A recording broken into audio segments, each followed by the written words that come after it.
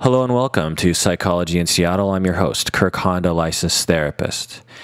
3 days ago on Friday, I was in a meeting at the university and I received an email from Cairo Radio asking me to appear on the radio later that night to talk about the shootings in Connecticut.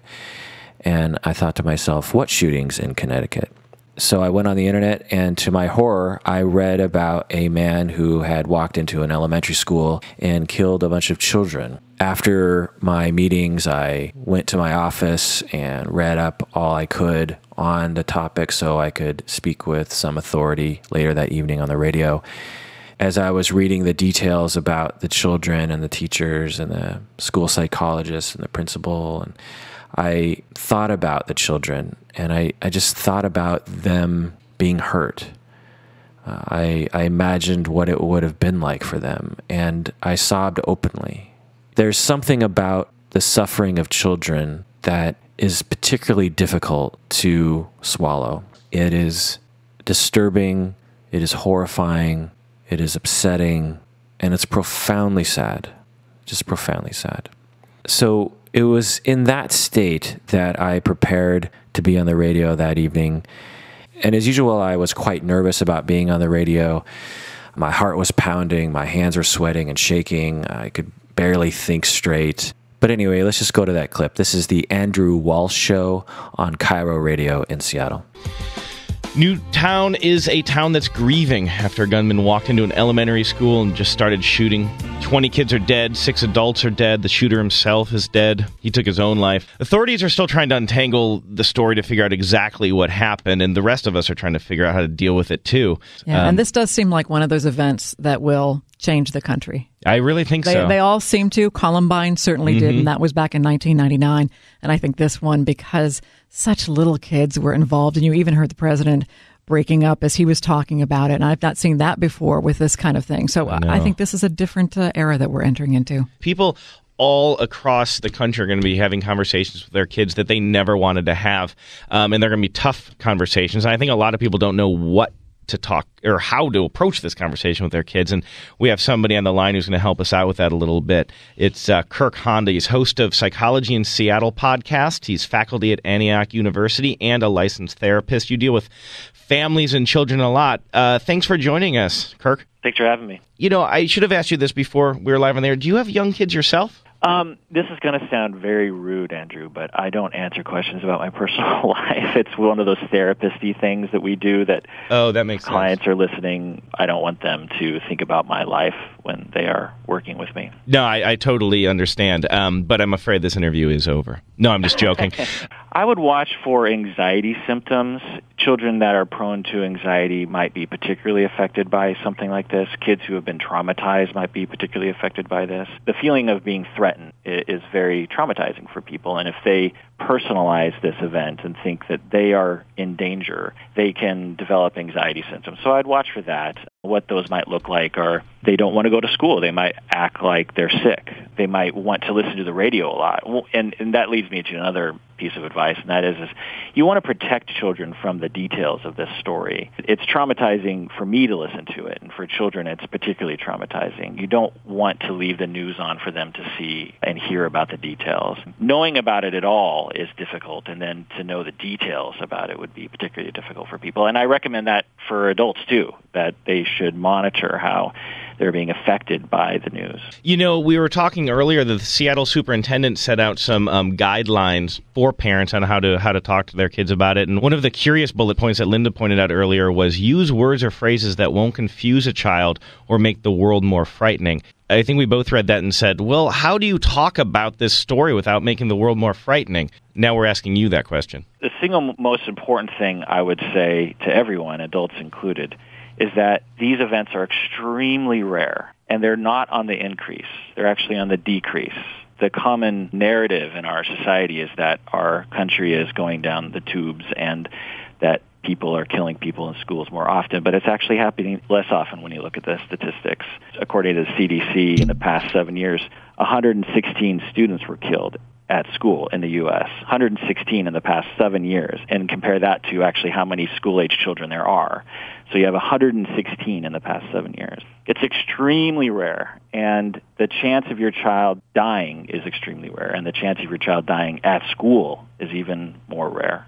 Something like, I did a back-of-the-napkin estimate, something like your child in a given year has a 1 in 10 million chance of getting killed at school. I don't know how you put that into words that a child can understand, but reassuring them in that way could help. And reassuring yourself as parents could help. Yeah, that's true, too. I mean, parents now have to talk themselves out of being worried every time they drop off their kid at the bus stop. Right. However worried they were about that yesterday, they shouldn't be more worried today. Is the point, because it's extremely rare. It just doesn't happen that often.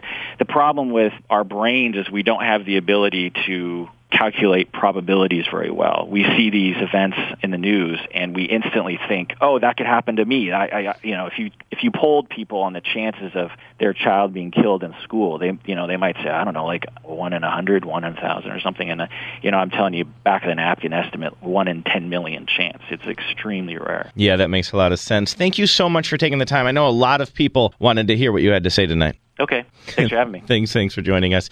That's Kirk Honda. He's host of Psychology in Seattle. That's a podcast called Psychology in Seattle.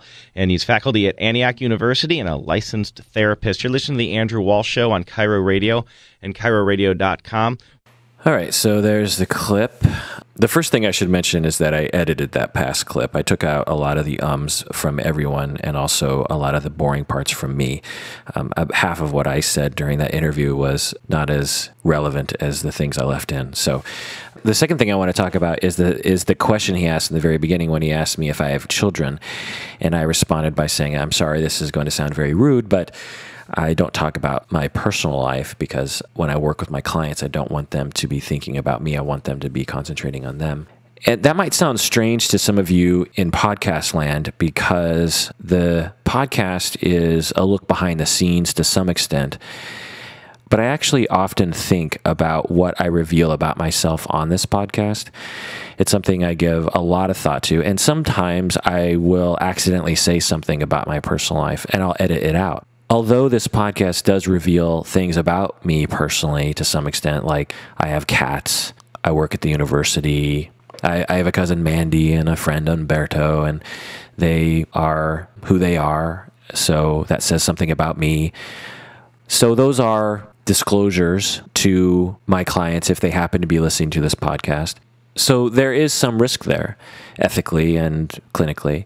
And I give that a lot of thought, and I do consult with people about that. There are times when I really want to talk about my personal life, and I want to talk about my personal opinions or my political views, and I don't because I don't want to compromise my work with my clients. So just getting to the clip in general, as I said, I cut a lot out because I was meandering a lot. I think I was too nervous or too unprepared or something. So then the next day, I received another email from a different radio host asking me to come on his show to talk about the shooting in Connecticut. And this is the Terry and Rance show on Cairo Radio here in Seattle. Jason and Tebby from that show asked me to come on to talk about the event. So let's just go to that clip. Cairo Radio. This is Terry and Rance on the all-new Cairo Radio Weekends.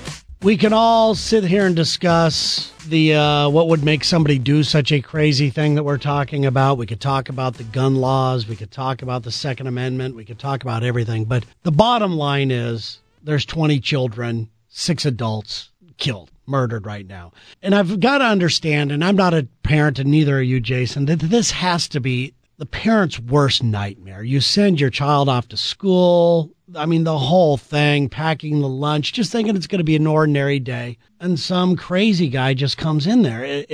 And not knowing what's happening to your children. Then above all, how do you explain to your children what? Exactly. There are a lot of parents who understandably want to sort of shield their child away from hearing news about this, but that's not always the case. And at some point, your child is going to hear about it, and they're going to ask questions. And I definitely don't know how I would be able to handle that question. So we asked Kirk Honda to come on the show. He's the host of the Psychology in Seattle podcast. He's faculty at Antioch University, and he's a licensed therapist. Kirk, thanks for coming on with us today.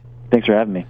Clearly, this is a tragic event in which parents are especially scared to send their kids off to a school where obviously no one knows that this is going to happen. This is an event that just happens. There's no warning most of the time. And so first, how do these parents cope with just that, the understanding that stuff happens, and sometimes it's really tragic? Yeah, it's such a horrible event to have occurred.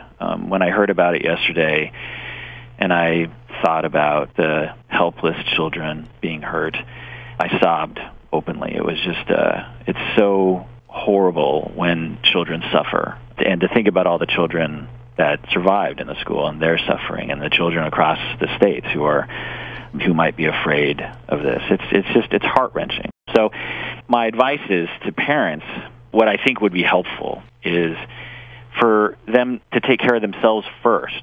If they're going to be effective parents, if they're going to be attuned to their child's needs, they have to take care of themselves first. So the first thing is to honor their own feelings about this, is to know how they feel about it, and to talk with others about it, other adults about it, and to express their feelings and to talk about how scared they are. And you're right. I think, putting it into a parent's perspective right now, that is an interesting way to look at it, and to admit, hey, wait a minute, I may be out of my league on this one. Yeah, it's a helpless feeling. I don't know what the parents of those children could have done to have prevented this.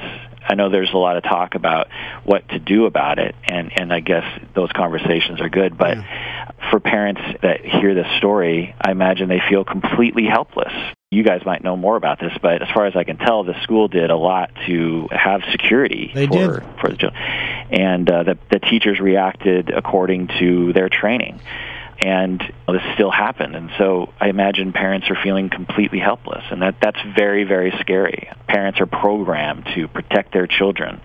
And I imagine that parents are very afraid. So other things to do for parents is to take a break from thinking about this sort of stuff. If it becomes overwhelming, that can lead to bad things psychologically. And so sometimes you just have to take a break from it. I know some people who, as a way of trying to cope with this, will focus on it for days and days and days because they're trying to find a solution. They're trying to find an answer, and there might not be an answer. Do you tell your kids you don't have an answer? Because they're going to ask questions. They're going to hear all kinds of stuff from you and also from their friends, and a lot of it's going to be misinformation. Right. So how do you talk with your children about this? Mm-hmm. First thing is to take care of yourself, and then when you talk to your children, when you come from a place of calm or relative calm, is to just listen to them. Be attuned to their feelings. There's no logical answer. There's not a lot to say to comfort children, but you can listen to their fears, and you can be attuned to their needs, and you can make them feel secure in their relationship with you, which helps children. Well, should you lie in the sense that, say, you're safe, there's nothing going to happen to you, you're always going to be safe? Should you make that sort of claim when you're talking to a younger child? It's hard to know what exactly to say to children because every child is different. I guess I wouldn't go that far because they'd be easily discredited and then they might not believe anything you have to say. Mm-hmm. But perspective is part of it. It's extremely rare for children to die, one. Two, of those children that die, it's extremely rare for them to have been murdered as a cause of that death. And then it's even more rare for children to have been killed at school. In the past 7 years, according to the CDC before yesterday, there were 116 children that had been killed in school in the last 7 years. 116 children. Now, those are tragic deaths, and those are horrible.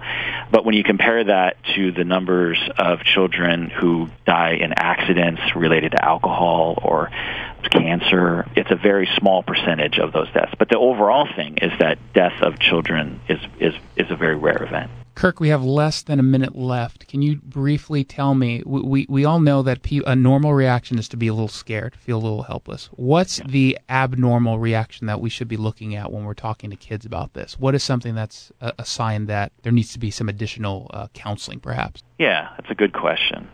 Again, it's hard to generalize because every child is different. The short answer is parents know their children, and so they know when their child is in distress, when there's a change. Their own intuition, their own knowledge of that child comes into play. But in general, things might be anxiety or phobias if they don't want to go to school, if they're expressing a lot of fear, if they're ruminating on the event a lot, if they seem to be talking about it a lot, or they seem to be worried about being murdered, social withdrawal, change in their behavior or their emotional expression, those sorts of things. Got it. Kirk Honda is the host of a Psychology in Seattle podcast. He's faculty at Antioch University. He's a licensed therapist. I appreciate you coming on with us today. Thank you, Kirk. Thanks for having me. Thank you.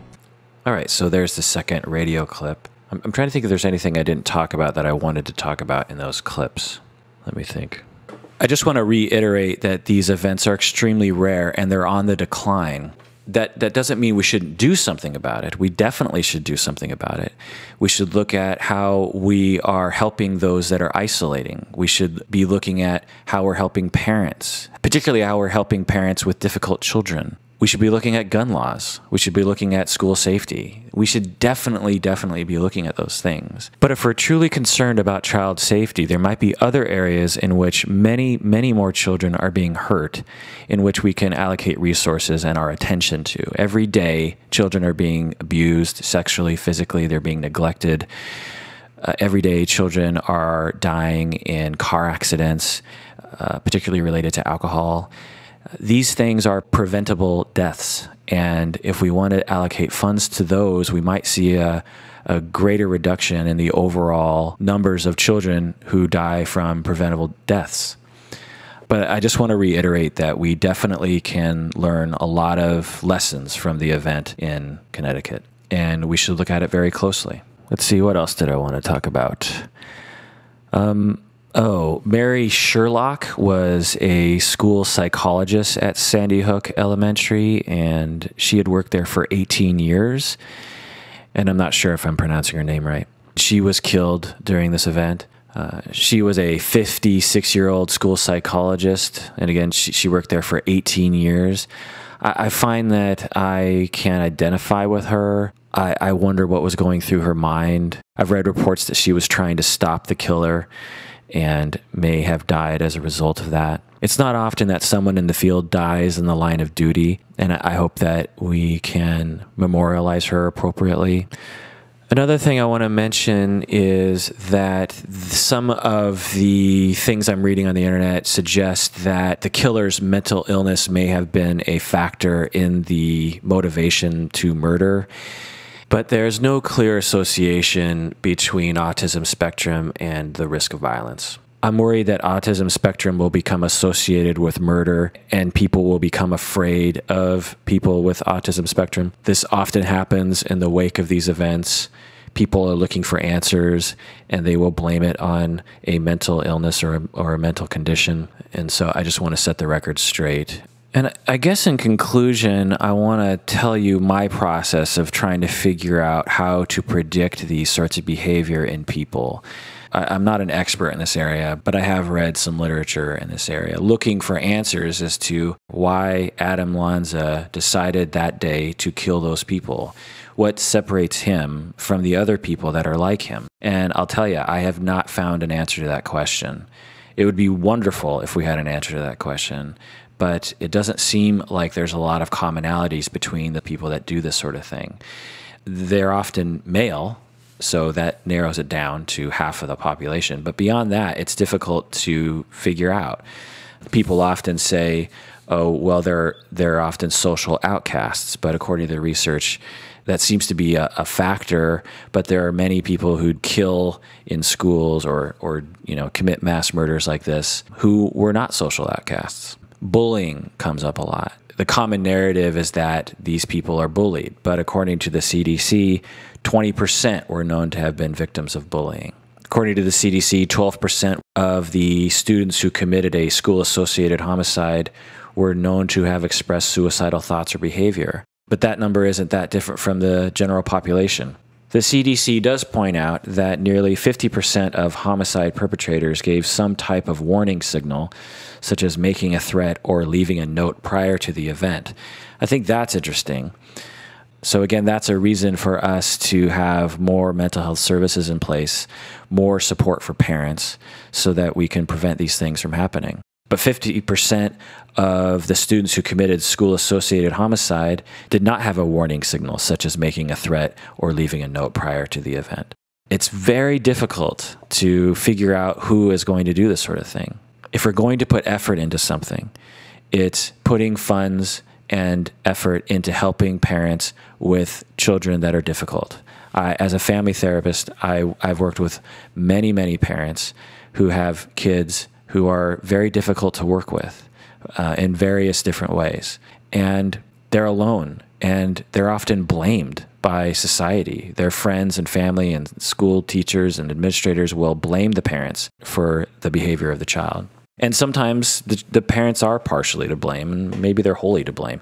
But a lot of the parents that I've talked to, according to my estimation, are not seemingly to blame for the child's behavior. And I've seen when these parents are provided the support that they need, then the child's behavior gets better. When the parents have family and friends and therapists and other professionals that are there supporting them, I see the child's behavior does improve. So if we're going to put effort into something, let's put effort into that. And we are putting effort into that. We do have social services available for families, but they're underfunded in my opinion, and we should look at that, I think. All right, so this has been a tough episode, honestly, for me to record. It's hard to know what to say. Again, overall, it's a sad event. Innocent children died, the innocent adults died, and it's senseless. There'll be a lot of political ramifications and a lot of arguing and people getting angry. I've been seeing lots of people posting angry things on Facebook, and I just have to say something tragic happened. It's normal to get upset, but I don't think we should be turning on each other. This is a time for us to come together. It's a time for us to think about our own children and to think about our own lives, and to realize that life is precious and that our time on this planet is limited. And for us to question, what are we going to do with the time that we have? What are we going to do with the people that are near us, that are alive right now? How are we going to love our children? How are we going to love those in need? At least that's what I take away from it. All right, that does it for another episode of Psychology in Seattle. Thanks for joining me, and please take care of yourself.